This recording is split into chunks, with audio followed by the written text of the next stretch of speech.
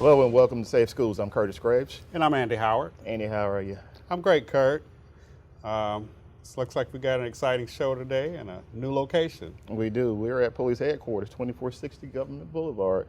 We will be speaking with Kevin Levy. He's the commander over cyber intel for the department. We're going to talk about cybercrime. Well, I love to talk about intelligence. That's a good topic. Always a good topic. Always a good topic. And I'm excited about the show. I think it's going to be a great show, and I think Mr. Levy's got a lot of informative and important things to say. So we'll be right back. The Environmental Studies Center is a natural sciences education facility designed to provide unique learning experiences. In addition, wildlife rehabilitation plays a vital role each day at the center.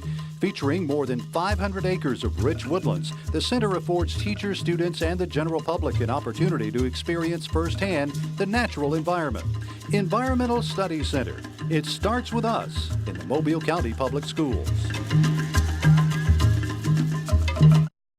Murphy High School played a big part of me getting to the next level, getting to college.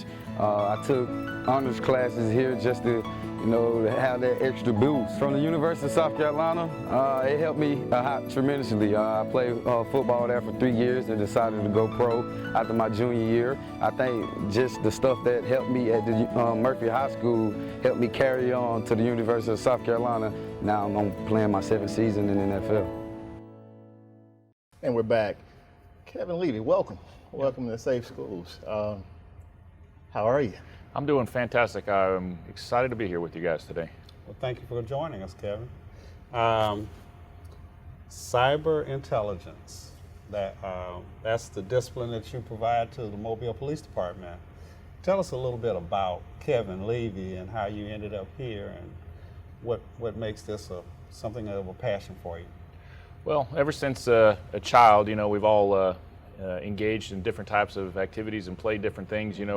Everybody's thought about being a police officer or a firefighter or a doctor or a lawyer or whatever it may be. Okay. I've always had a passion for just doing something to help out another. And it took me several years going through school, but I finally found my calling. And as I was going through college and when I graduated, I entered into law enforcement and have varied in different places and different locations, but I've stuck with that profession since then. It's my calling, and everything I do, especially here at the police department, falls directly within my wheelhouse. It's in my core set of skills, and it's the best way I know how to help others out. Well, that's important, and I think it's a valuable skill set, and I think our community is better when law enforcement has had to adapt to the changing world and changing environment. There was a time when law enforcement was not as inundated with the issue of technology and how it influences the world around us, but it's now a reality. It's a very significant reality, and it's important that our community recognize that. Today, we want to talk about cybercrime more than anything, because I think the message is clear that we need to seriously sit down with our young people as parents, as guardians, as law enforcement, as clergy, and talk to them about the seriousness of being online and what to look out for. And I would like to start off the first round of questions, Kevin, and ask you this. What signs should a parent look for to help them identify whether or not their child is at risk online? Well, I think, Curtis, you bring up a very valuable point, and that is that, no matter what type of technology is out there, and, crime and criminals and people who have bad intentions for our young ones and others in the community have been around forever, for the ages. What's changed is the method that they use to engage in their criminal act or engage in the behavior that's not acceptable. And, communication is always a much more powerful tool than technology itself. And so although we may rely on our cell phone or our laptop or our iPad or some other tablet to communicate, but that initial communication between a parent or a guardian and their child, the open dialogue of what's going on in that student or child's life, can never be replaced with any type of technology. And so when you ask about what are some of the signs or symptoms, if you will, that you can look for to help diagnose if your child is potentially at risk or going down a path that they could be at risk, the first thing I tell parents is, what type of communication do you have with your child about what they're doing with their technology toys and their technology tools? Yeah, one of the things I found interesting, some research Andy found online, it addressed the fact that over 5 million Facebook users are under the age of 10. I don't know how accurate that is. Can you expound on that a little bit?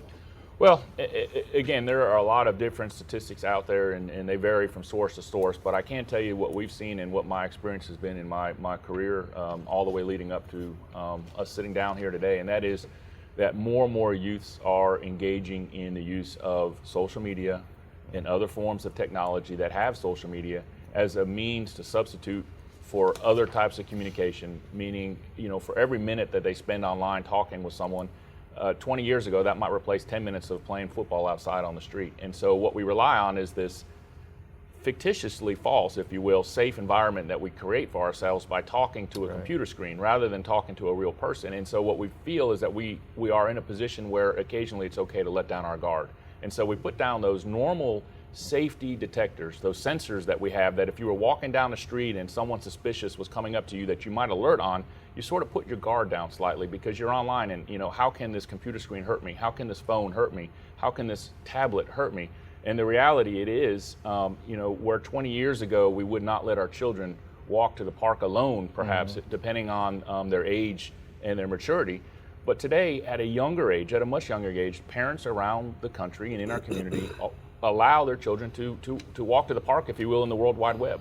And so it's a much greater opportunity to encounter people that you would not have normally encountered, and yet because we let our guard down slightly, we engage in putting ourselves in a position, if you will, where we can be approached by those people. And the statistic that you quote about the number of Facebook users and the age, it mirrors almost identical to what we see, which is the younger child is extremely more likely to come into contact with someone that has bad intentions for them because they're allowed to do things that if it were in the physical world, such as walking down the street, they may not have been allowed to do in the past. Like you were saying about playing in the street or playing football, there are rules and there are protective protocols that we employ to make people safer.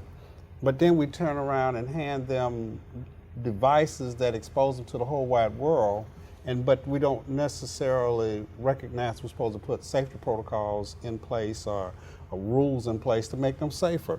I wanted to quote another one of those statistics that you glean off of the net. According to Forbes, over 5 million Facebook users are under the age of 10. This is despite the fact that the legal terms and conditions prohibit anyone under the age of 13 from using the site.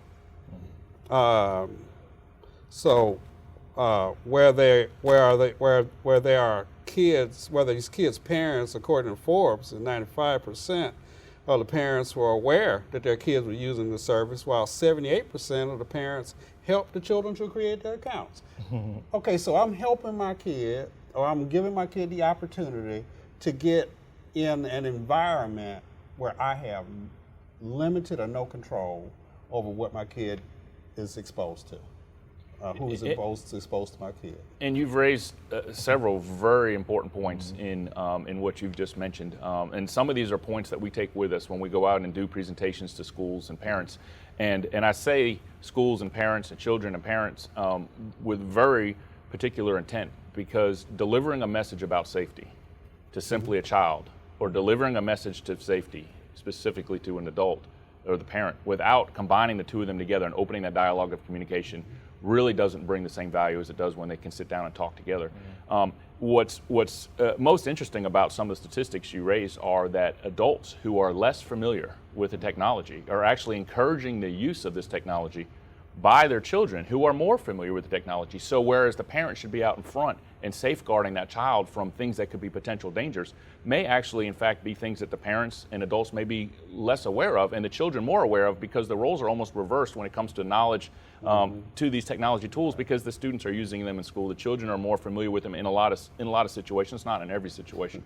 And these are some really important things. Let's get real now. But before we do that, we're getting into a very interesting conversation. But before we do that, let's take a quick commercial break. Diesel is a very big industry, and I went into it in a 2-year program at the Bryant Career Tech with Tony Tillman. When Jacob graduated from the Bryant Career Center, he had earned his diesel credential. The Career Technical Center taught me a lot, all the way from not knowing anything about a motor or engine to knowing pretty much every single moving part of them. MCPSS Career Tech. Start your future today. Do you have what it takes to be an Envision graduate? We are pioneering students to be all they can be, from 6th grade all the way to 12th grade. I definitely would recommend Envision to other students who feel the way I feel. They really work with you, and they've gotten tutors, and you have online teachers to talk to. It starts right here. It starts right now. Envision Virtual Academy. Enroll today. It started with me at Murphy High School when I came here as a freshman in 1973. I was very interested in math and science already before I came to Murphy. From Murphy High School, I was appointed to the U.S. Naval Academy, was able to get my college degree and also my commission in the U.S. Navy from the Naval Academy. But it truly was the foundation that I gained here at Murphy High School that allowed me to take advantage of that great opportunity. And welcome back to our audience. Just to point out, today we are taping at Mobile Police Headquarters in the Cyber Intelligence unit of the police headquarters, a very important element of the police department's effort to make the community safer. Yeah, off camera we were talking a little bit about our children, my kids particularly. My youngest son, who just turned 14, this past weekend, we decided to sit down in the house and watch a movie as a family, right? It's funny how we talk about how kids are so caught up with social media or being online. I think more than anything else, just being online. It was difficult to get him to understand that it was family time, and he could not bring his phone to the chair or to the sofa to sit and watch this movie. He was frustrated, and I was frustrated looking at him being frustrated. but it goes to the bigger issue, again, how deeply they're caught up with social media. And I do know, based on just research along with just logic, the more time they spend online, the more chances that or opportunities there are for sexual predators to communicate with them. You're absolutely correct, Curtis. And let's face it, tools and technology devices are convenient. Mm-hmm. They're easy babysitters. Mm-hmm. They're easy things that can occupy us in times where before we had to get creative. They've substituted oftentimes at the dinner table for a convenient meal on a plate on the couch with your phone. Right. And so a lot of things have changed socially. But over time, that's been the case. What we have to do is have a conscious effort to communicate with our children and tell them about the not only the dangers of encountering someone who's engaged in criminal activity, but also the social aspects of it in terms of, where do you want to spend your time? What attachments do you want to foster in your life so that as you grow up and you have children, that they will adopt some of the same values? And going back to a serious topic of sexual predators, and there's a lot of things to be considered, and one of the misnomers or the myths out there is that if you're a female child, that you're the primary target of a sexual predator. And statistically, this changes from year to year. And I'd encourage parents to go to the website for the National Center for Missing and Exploited Children. And when they do that, they'll see some very enlightening statistics. And the truth is that male and female children alone, both, are almost equally as likely to become targets. Right. And you had mentioned something earlier before we took the last break about how is it that a 10-year-old can get online and Facebook when in fact it says 13. Well, the reality is they've done what a lot of the pedophiles and a lot of the sexual predators do, which is when you go online, you can pretty much pretend to be anybody you want to. And unless somebody calls you on it, unless somebody asks you for specifics, how do you not know that that person is 10, 13, 15, or 20? And the same regard, if you were to flip the tables, would be for your sexual predator. How does that young person know who they're interacting with? Correct, because the really striking thing about the luring and the enticing of a sexual predator to a young child or even a teenage child, is that they can be whatever that child is looking for. And if that child needs a friend that plays soccer, they can be that friend that plays soccer. If that child needs somebody that likes the color purple and penguins, they can be the person that likes penguins and purple. It really doesn't matter, because all they're trying to do is engage them in a conversation to build up a trust. And once they court them into that trustship, then that child is willing to expose not only their sensitive emotions about things going on in their life, but potentially more. And that is where they fall prey. And so if we can interact with our children, if the parents can discuss things with their children to find out about these early conversations, if they are occurring, and break that dialogue off at a very early age, such simple questions, you know, and it goes back to the original W's, you know, who are you talking to? Right. What are you talking about? Why are you talking to this person? Do you know this person? Where are they? And what is the intent of this conversation? And if you can ask those simple questions, you can really get to the bottom of almost everything. But let's face it, again, how much time do our kids actually spend online? With the fact that now schools openly allow kids to use their mobile devices for educational purposes, they don't turn off in between classes. So there again, the time exposed online, you add that to the time at home. Yeah, let's look at it at home. Significant. Let's look at it at home. When families are, as Curtis said, looking at a movie or at the dinner table or in the car, everybody's on the phone. Well, what actually you really need to look at is the time is important. Don't get me wrong. The more you stay someplace, the more potential you have to fall adrift. But really, it's the environment that you're using the device. And I'll give you a perfect example. Okay. If you spend 1 hour on a laptop or a device at school, in a school environment with other students around you and the teacher in the room, you're less likely to get into trouble or less likely to go somewhere on the internet that you shouldn't be than 5 minutes on your cell phone if you lock yourself in your bedroom at your house and no parents are around. And I'll speak to the at school and the cell phone thing. At school, on the school's computer, we have barriers. We have locks that are denied access to, and that's part of the protocol to make kids safer. On that cell phone, Well, it's like everything else. You can set boundaries. or at home, unless a parent puts a barrier there. You have to set boundaries. You have to set barriers. You have to engage in conversation. And I'll be the first to tell you, and you know, a lot of parents may not like this, and a lot of children may not like this. Not only do you have to have communication, you have to have an understanding that when you supply that child with that device, that as the parent or the guardian, you have a right at any point to take that device and to use that device to research whatever it is that child's activity entails. Now, you have to understand that kids may have 2 or 3 different Facebook pages. They may have different profiles. They may have Instagram. They may have other accounts that you may or may not know about.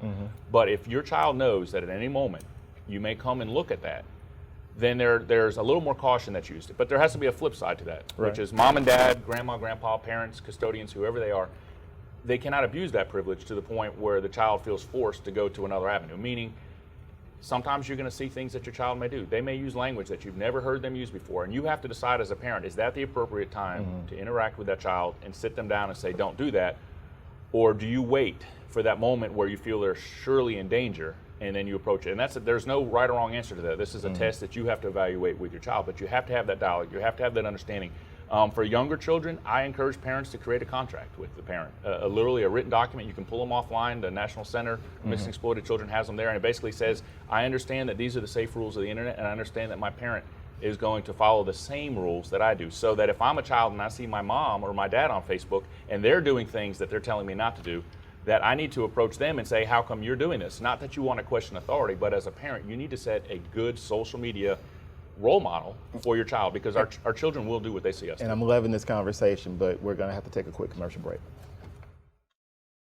The more parents are involved in school, the more likely it is a child will succeed. Children with involved parents and attend school regularly make better grades and have better social skills. Every involved parent makes a difference. Get involved. Ask about your child's day. Explain how your education matters. Parent involvement, it matters. You can find more information on parent involvement at mcpss.com. Hello, my name is Teresa Montgomery, and I'm here to give you a few facts about food allergies. Research says that 15 million Americans have food allergies. Did you know that roughly 30,000 Americans go to the emergency room each year due to food allergies? Food allergies affects 1 in every 13 children in the United States. The economic cost of children's food allergies is roughly $25 billion per year. If you want to know more facts about food allergies, you can visit www.foodallergies.org.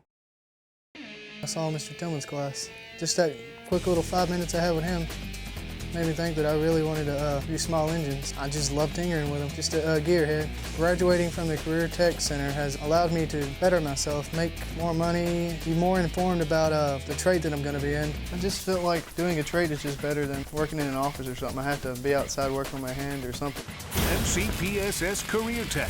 Start your future today. And we're back. Kevin, I want to ask you a question, and I think I know the answer to this, but I want to ask it anyway.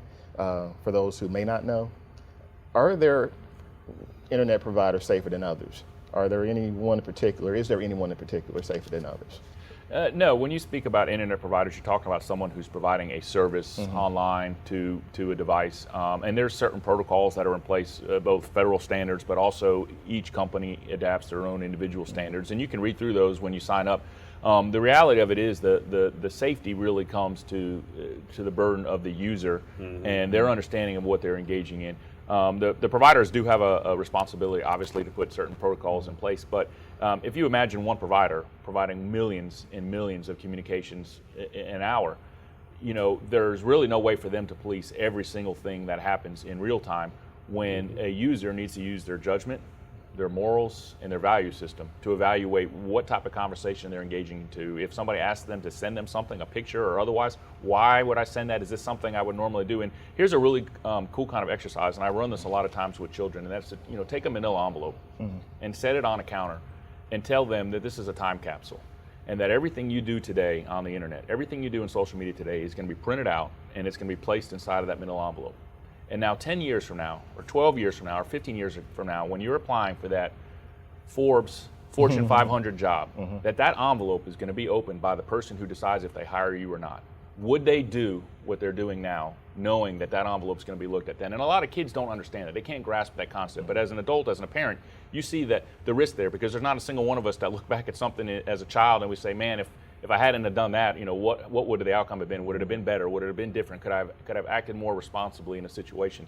But when you take that envelope and you show them that what you do is putting out there on yourself, you can't ever take it back. You're putting it on there with a permanent stamp and it will continue to get mailed forever. When you send a picture of yourself to a trusted person, maybe it's your boyfriend, maybe it's somebody that's a close friend, and you feel that you can't control what that person does with the image that you send them. And what we're seeing is once it's out there, it's out there and it circulates forever and you lose control of it. And who wants to engage in an activity where they lose control over so much? And so we tell them to use it responsibly, to think about what they're doing, to use it in a positive way, find a person to help, send them a picture that helps them instead of hurts them. Don't bully people with your tools. And the other thing is, look at the amount of time you're spending on it. If you have a research project and you're finished with your research, what are you doing? What else is left to be done? I wonder if we're doing enough as it relates to communicating with them, and I don't think we are, but it goes to the issue of what we did as young people and what we got away with and what we were allowed to do over. They don't have those opportunities now. It's a different set of standards now. I'm not saying that when we were kids, people didn't do dumb stuff, but now it's documented and it stays there forever. The difference is, in my opinion, a lot of what could have been done 20 years ago could have easily been corrected along the way. We could have corralled somebody, hey, they're going down the wrong path, let's corral them. Hey, that's not a really good relationship, don't engage in that, let's correct them. Here, what's happening is instant and it's permanent. So when you put something out on the web, there's not much correction that comes with it. If you send a threat to someone and you intend it to be a joke, but the person that receives it feels it's a threat, or better yet, someone else who receives it and perceives the threat sort of as a third person, there's no taking that back. Yeah. According to Facebook, if you write a status in the status box without posting to Facebook, Facebook will keep a log of what you wrote in the status box. They keep it, even if you don't send it. That's scary. Well, first of all, is that true? There's a lot of archiving that goes on with not just Facebook, so I don't want to single them out. No, with I'm using them as an example, actually. And it's a great example. And it kind of speaks to what we were saying about stuff stays there. Stuff don't go away. So you send somebody something, and just because you deleted it off of your phone or computer, does that mean it's gone?